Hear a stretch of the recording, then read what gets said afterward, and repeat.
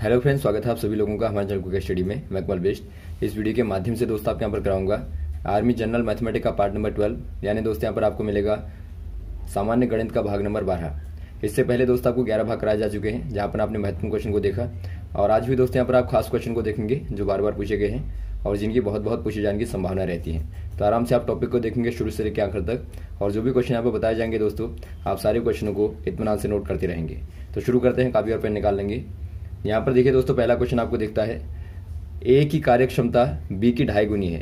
यदि ए किसी कार्य को 3/5 भाग 18 दिनों में पूरा करता है तो बी उस कार्य को अकेला कितने दिनों में पूरा करेगा। यानी कि आपको पूछा गया है working power of A is 2.5 then working power of B.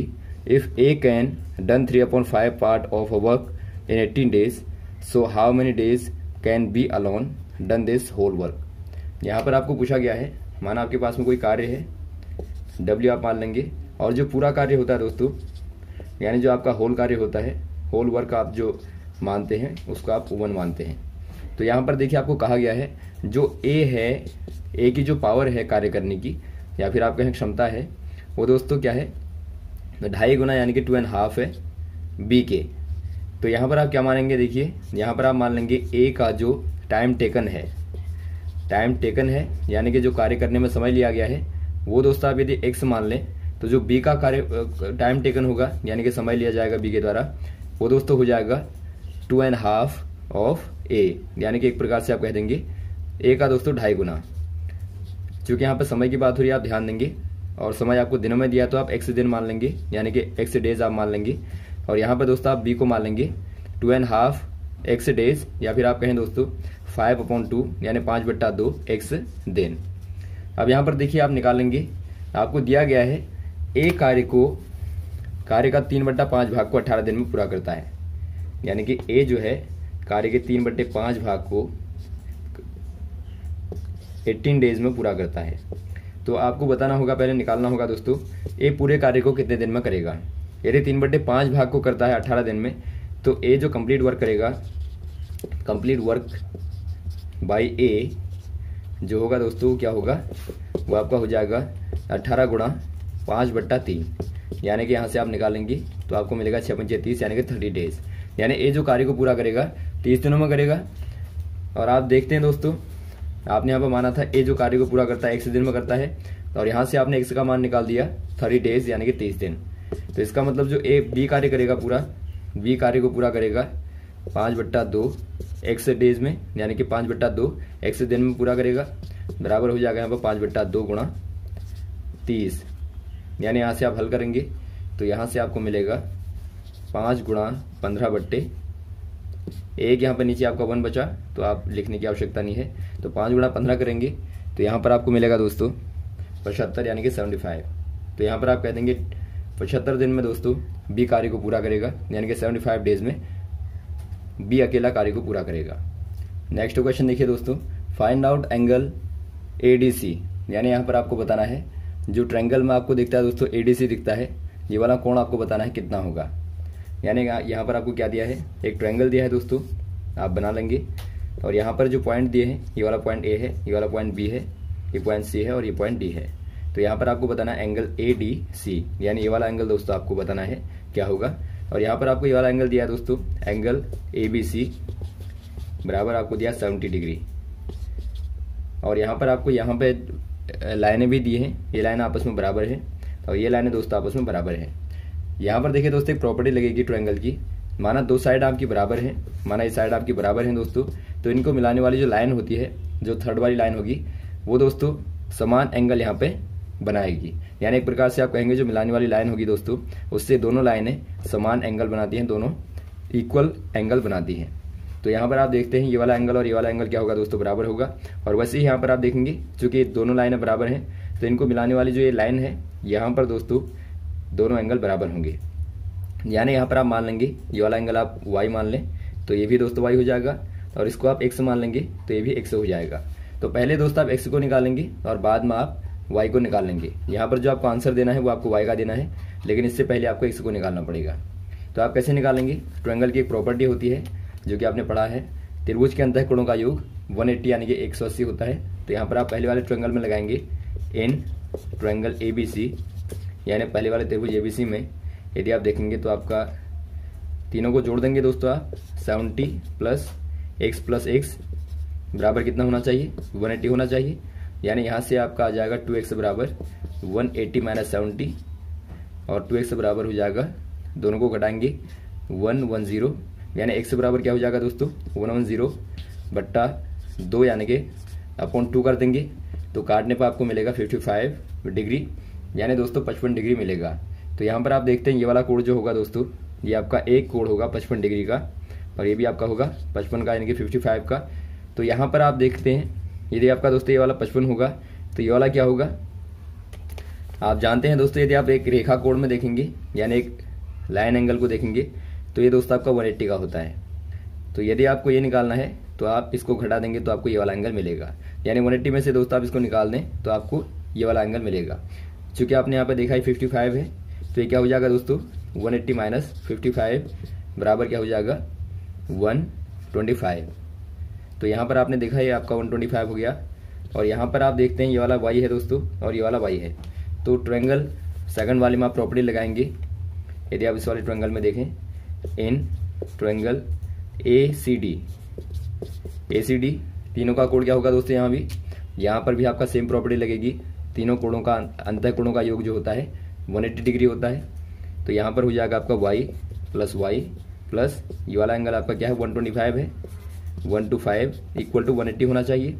तो यहाँ पर आपका 2y बराबर क्या हो जाएगा 180 - 125 और 2y बराबर हो जाएगा दोस्तों, घटाने पर आपको मिलेगा यहाँ पे 55। तो यहाँ पर y बराबर क्या हो जाएगा, y बराबर आप 55/2 कर देंगे यानी 55/2 कर देंगे। तो काटने पर क्या मिलता है आपको, देखिए काटने पर दोस्तों आपको मिलेगा 27.5, यानी एक प्रकार से आपको मिलता है 27.5 डिग्री। तो ऑप्शन नंबर आप बी वाले में देखते हैं तो बी वाले में दोस्तों आप टिक कर देंगे, बी वाला आपका सही हो जाएगा। अगला क्वेश्चन देखिए दोस्तों, 2.5 वर्ष के अंत में एक धन का साधारण ब्याज उस धन का 4/5 है, तो ब्याज की वार्षिक दर क्या होगी आपको बताना है। यानी कि यहाँ पर आपको पूछा गया है the interest on sum of money at end of 2.5 years is 4/5 of the sum, the rate % per years. यहाँ पर देखिए दोस्तों क्वेश्चन आपको क्या दिया है, यहाँ पर आपको दिया है टाइम जो है वो आपका 2.5 यानी 2.5 वर्ष का है, यानी आप कह सकते हैं दोस्तों 5/2 साल का यानी कि 5/2 ईयर्स का है। और यहाँ पर आपको जो दिया है जो SI है यानी साधारण ब्याज है वो दिया है दोस्तों आपको 4/5 होता है प्राइमरी अमाउंट के। तो यहाँ पर आप प्राइमरी अमाउंट को P मान लेते हैं, प्राइमरी जो अमाउंट होगा या फिर आप कहें दोस्तों मूलधन जो है, मूलधन को आप मान लेंगे P। तो जो आपका SI होगा दोस्तों क्या हो जाएगा, मूलधन का 4/5 यानी कि 4P/5 हो जाएगा। तो यहाँ पर आपको निकालना क्या है, आपको दर निकालनी है यानी कि जो एनुअल रेट होगा वो दोस्तों आपको निकालना है। यहाँ पर आप क्या करेंगे, देखिए SI बराबर PRT/100 होता है, यानी कि साधारण ब्याज बराबर होता है मूलधन गुणा दर गुणा समय बट्टा 100। यदि वहाँ पर आपको दोस्तों केवल ब्याज कहा गया होगा जैसा कि यहाँ पर आपको कहा गया है तो वहाँ पर आप हमेशा ही क्या मानेंगे, SI को ही मानेंगे, यानी वहाँ पर आपको कंपाउंड वाला नहीं लगाना है। तो यहाँ पर आपको SI को लेना है, SI वाले फॉर्मूले को आप यहाँ पर अप्लाई करेंगे। तो SI बराबर आपका PRT/100 और SI का मान आपने देखा दोस्तों क्या था, प्राइमरी अमाउंट का 4/5 था, इक्वल टू हो जाएगा P को आप P रखेंगे गुणा R को आपको निकालना है और T के स्थान पर दोस्तों आप क्या करेंगे 5/2 जो आपने यहाँ पर निकाला था 5/2, 2 आपका नीचे चला जाएगा यहाँ पे गुणा 100 कर देंगे। तो यहाँ पर देखिए दोस्तों आपका PP कैंसिल आउट हो जाएंगे और यहाँ पे 5 से आप काटेंगे तो यहाँ पर आपको मिलेगा 20 यानी कि 20 मिलेगा और यहाँ से आप हल कर देंगे इनको। तो हल करने में देखिए क्या मिलता है आपको, यहाँ पर आप सॉल्व कर देंगे। R बराबर होगा 4 × 20/5 और 2 दोस्तों आपके यहाँ पे है तो आपका 2 भी ऊपर आएगा। तो काटने पर आपको मिलेगा 5 को 20, 4 को 16 और 2 32, यानी यहाँ पर आपको मिलता है दोस्तों 32%। तो यहाँ पर आप कह देंगे 32% दोस्तों क्या हो जाएगी, एनुअल रेट हो जाएगा। अगला क्वेश्चन देखिए दोस्तों, यदि एक कंपनी की उत्पादन वृद्धि दर 8% प्रति वर्ष हो तो उसका उत्पादन 2006 में कितना होगा।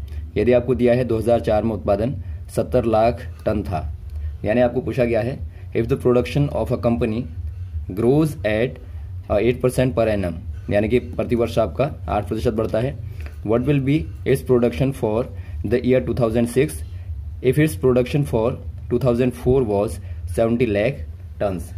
यहाँ पर देखिए दोस्तों आपको क्या दिया है, 2004 का दिया है आपको 70 लाख टन्स। तो यहाँ पर आपको बताना है 2006 का जो प्रोडक्शन होगा वो क्या होगा। और यहाँ पर आपको दर दिया है दोस्तों, जो रेट आपको दिया है, रेट इक्वल टू दिया है 8% पर एनम, यानी कि पर एनुअल कह सकते हैं आप, यानी प्रतिवर्ष का दर आपको दोस्तों 8% की दी है। तो यहाँ पर आप क्या करेंगे, यहाँ पर दोस्तों आपको सिंपल वही करना है जो आपका एक प्रकार से आप कंपाउंड में करते हैं, यानी कि P1 + R/100 T यहाँ पर आप अप्लाई करेंगे। 2 वर्ष के बाद आपको बताना है। तो यहाँ पर क्या मिलेगा आपको, चूँकि जो मूलधन है यहाँ पर आप मान लेंगे 2004 का जो है P बराबर 70 लाख है, और यहाँ पर जो आपको टाइम दिया है, टाइम इक्वल टू क्या है, यदि आप 2004 से दोस्तों 6 तक आते हैं तो आपको 2 ईयर्स लगते हैं, यानी T बराबर 2 ईयर्स मान लेंगे आप। और यहाँ पर आपको जो दर दी है, दर आपको दोस्तों 8% दी है। तो आप फॉर्मूले में रखेंगे मानों को, तो यहाँ पर देखिए क्या मिलता है आपको। तो यहाँ पर आपका जो प्रोडक्शन हो जाएगा A = P1 + R/100, यहाँ पर T कर देंगे, ये आपका 70 हो गया, 1 + R 8/100 और T के स्थान पर 2।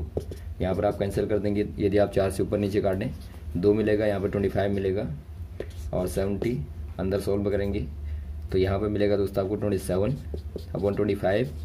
और यहाँ पर चूँकि आपका स्क्वायर है तो आप 2 बार इनको गुणा कर देंगे, यहाँ पर 27/25 कर देंगे। तो इनको हल करने पे देखिए क्या मिलता है आपको। यदि आप इनको गुणा करते हैं दोस्तों 5 से आप काट देंगे, यहाँ 14 मिलेगा, यहाँ पर 5 मिलेगा। गुणा करने पे 14 × 27 × 27 अपॉन यहाँ पर आपको मिलता है 5 × 25। तो आप इसको हल कर देंगे आराम से। तो हल करने पे दोस्तों आपको यहाँ पर मिलता है तो 81.64 लाख टन, यानी कि आपको दिखता है ऑप्शन नंबर डी वाला। तो आप डी वाले में टिक कर देंगे, 81.64 लाख टन दोस्तों आपको मिलता है। अगला क्वेश्चन देखिए दोस्तों, यदि 3 संख्याओं में पहली संख्या दूसरी की 2 गुनी तथा तीसरी की 3 गुनी है तथा तीनों का औसत आपको दिया 121 है, तो पहली संख्या तथा तीसरी संख्या का अंतर क्या होगा। यानी कि आपको पूछा गया है दोस्तों, out of the 3 given numbers the first number is twice of second and thrice of the third. If the average of the 3 numbers is 122, what is the difference between the first and the third numbers. दोस्तों यहाँ पर देखिए आपको क्या दिया है, यहाँ पर आपको दिया 3 नंबर है आपके पास में, ABC आप मान लेंगे। इनमें से जो पहला नंबर है दोस्तों, दूसरे वाले का ट्विस्ट है यानी कि 2 गुना है, और थर्ड वाले का थ्रेस यानी कि 3 गुना है। तो यहाँ पर आप पहले क्या मान लेंगे, देखिए यहाँ पर आपका 1A है, यहाँ पर 2B है, यहाँ पर 3C है। यानी एक प्रकार से आप कह सकते हैं जो आपका 1A है वो 2B के बराबर और 3C के बराबर है, यानी आपस में दोस्तों 1A = 2B = 3C होगा। तो यहाँ पर आप ऐसे केस में क्या करेंगे, पहले दोस्तों आप तीनों का LCM ले लेंगे, यानी कि आपका 1, 2 और 3 का दोस्तों आप लॉसो ले लेंगे। तो LCM of 1, 3, 1, 2 and 3 equal to क्या हो जाएगा, ये दोस्तों आपको मिलेगा 6। तो यहाँ पर आप टोटल अमाउंट मान लेंगे बराबर इनका 6x, यानी कि आप 6x मान लेंगे। तो इससे क्या होगा दोस्तों, यहाँ पर आप ABC की वैल्यू निकाल लेंगे इसके आधार पे। यदि आपको दिया है 1A = आपका यहाँ पे 6x हो गया, और वैसे आपका 2B = क्या हो जाएगा, ये भी आपका 6x हो जाएगा। तो यहाँ से दोस्तों आपका B बराबर क्या आ जाएगा, A बराबर तो आपका यही रहेगा क्योंकि आपका 1A है। तो B बराबर क्या होगा दोस्तों, B बराबर 6x/2 हो जाएगा, यानी कि 3x। और वैसे आप C बराबर देखते हैं, क्योंकि आपको 3C बराबर दिया है 6x से है, 3C बराबर 6x से है। तो यहाँ पर C बराबर क्या हो जाएगा, 6x/3 यानी कि 2x हो जाएगा। तो यहाँ पर आप देखते हैं दोस्तों तीनों की वैल्यू क्या आ गई, पहले की आपकी 6x से है, दूसरे वाले की 3x और तीसरे की 2x। और यहाँ पर आप देखते हैं ये आपका दोस्तों 3 गुना है, ये 2 गुना है। अब यहाँ पर देखिए आपको क्या दिया दोस्तों, आपको तीनों का जो औसत दिया है वो 1:1 दिया है, यानी आप निकाल लेंगे एवरेज ऑफ 3 नंबर्स, या फिर आप कहें ABC इक्वल टू क्या होगा दोस्तों, समीशन ऑफ ABC, यानी आप तीनों को जोड़ देंगे 6x + 3x और + 2x और बट्टा कर देंगे आप 3, और आप यहाँ पर बट्टा कर देंगे 3 बराबर क्या मिलेगा आपको, बराबर आपको दिया 1:1। तो यहाँ से आप हल कर देंगे, इनको आप जोड़ें तो 11x मिलेगा बट्टा 3 बराबर आपको मिलता है 1:1। तो आप इनको हल कर देंगे यहाँ पे। 11x बट्टा 3 बराबर 121, 11x बराबर 121 गुणा 3, 11x बराबर 3 6 3, और यहाँ से दोस्तों आप हल कर देंगे तो 11x का x बराबर क्या हो जाएगा 3 6 3 बट्टा 11 कर देंगे तो काटने पर आपको क्या मिलेगा 11 3 33 और 11 3 33 यानी कि 33 आपको मिलता है।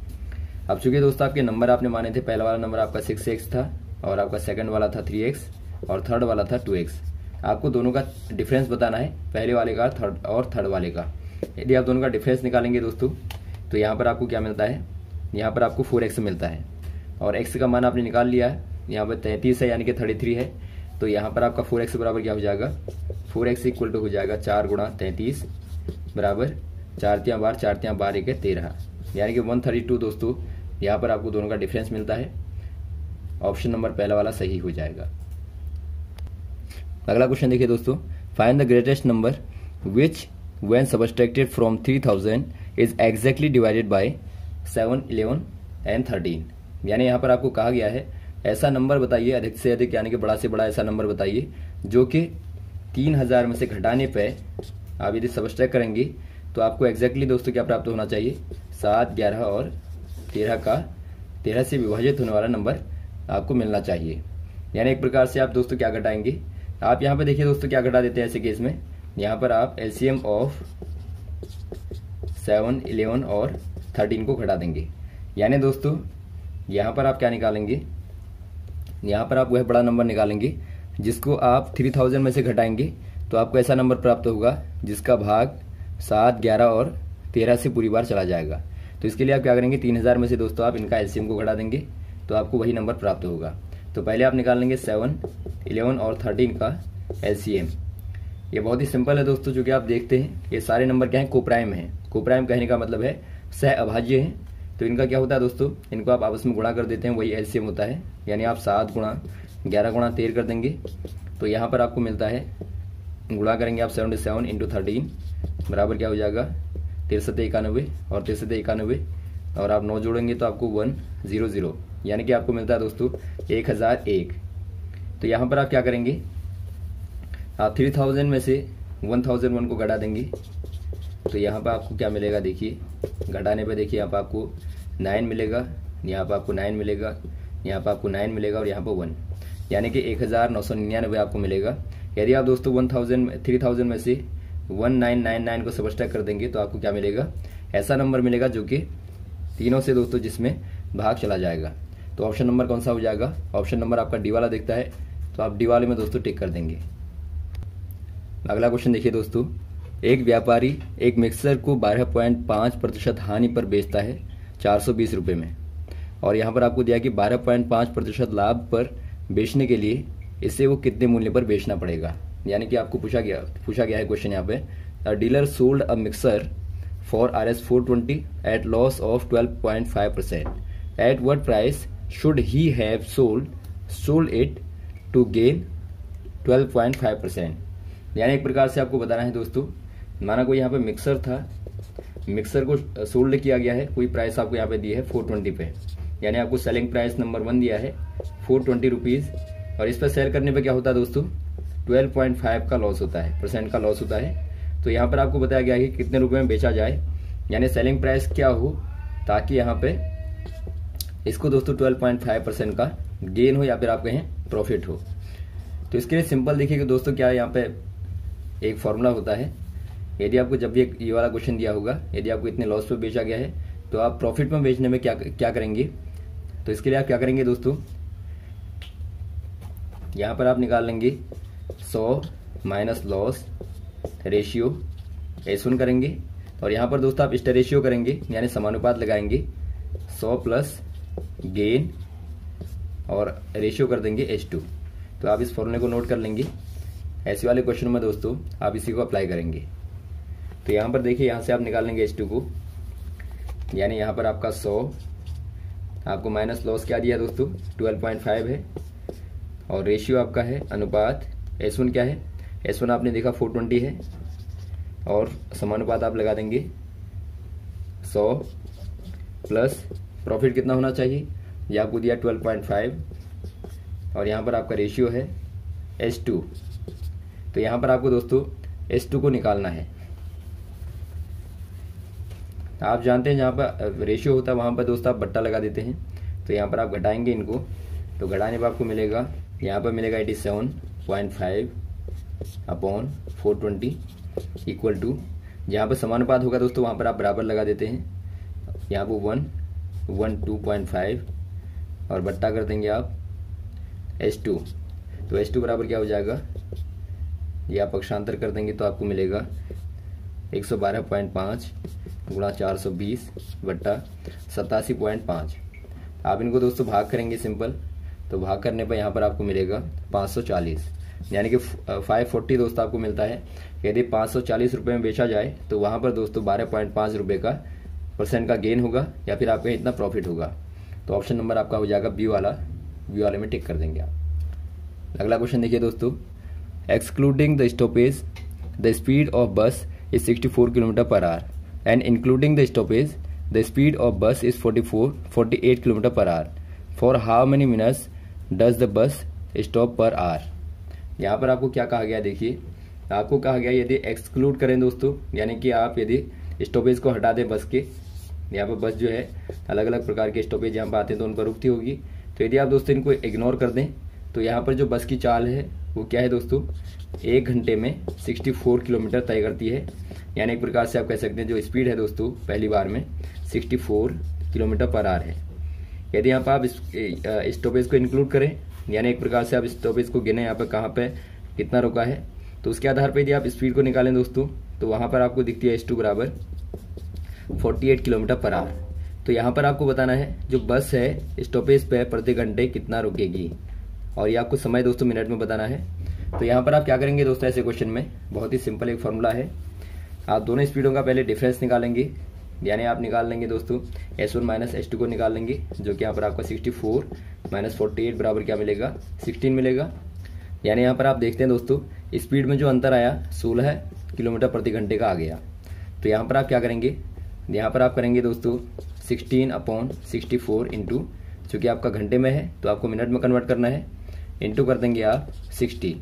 यानी एक प्रकार से आपका ये जो फॉर्मूला है दोस्तों, ये फॉर्मूला दोस्तों एक प्रकार से आपका प्रतिशत वाला ही है, जो आप एक प्रकार से हानि में देखते हैं x माइनस वाई बट्टा x गुणा 100 करते हैं आप। वहाँ पर चूँकि आपको प्रतिशत निकालना होता है तो आप गुणा 100 करते हैं। यहाँ पर आपको पर मिनट निकालना है, तो यहाँ पर आप दोस्तों 60 से गुणा कर देते हैं। और यहाँ पर जो आपका x माइनस वाई है वो आपका 64 माइनस यहाँ पर 48 था और बट्टा 64 गुणा 60।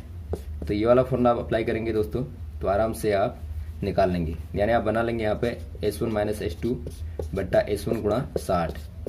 तो ये अप्लाई करेंगे तो यहाँ क्या मिलेगा आपको, यहाँ पर आपको मिलेगा दोस्तों 16 को 64 और 4 से आप यहाँ भाग देंगे तो आपको मिलेगा, तो यहाँ पर आपको मिलेगा 15।